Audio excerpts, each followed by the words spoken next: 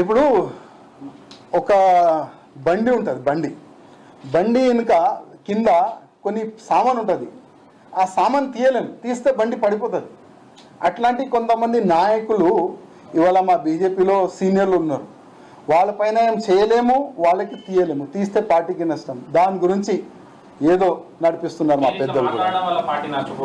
Party ఎప్పుడు కూడా నష్టపోదు. ప్రతి ఒక్క బీజేపీ కార్యకర్తకి నా ఒక రిక్వెస్ట్, ఏ విధంగా మీరు కష్టపడ్డరు ఇదే విధంగా మీరు కష్టపడండి.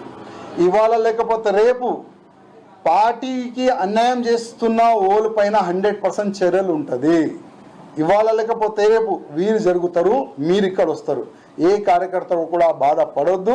మీరు పార్టీకి ఏ విధంగా పనిచేస్తాం అట్లా చేసుకుంటా ముందుకు వెళ్ళాలి. కేంద్ర పార్టీ పెద్దల్ని కలుస్తా అన్నారు, ఏమన్నా ప్లాన్ చేశారా? పోయే ఆలోచనలు ఉన్నారా? కలిసేందుకు అది మంచి సమయం ఇంకా రాలేదనుకుంటున్నా, కానీ ఇవాళ లేకపోతే రేపు సమయం వచ్చిన తర్వాత కలుద్దాం. పిలుపు వస్తే ఐఎమ్ రెడీ, పిలుపుకి రెడీ ఉన్నా. కానీ కలిసే ముందు నా బాధలు చెప్తా, నా పైన జరిగిన అన్యాయం గురించి చెప్తా.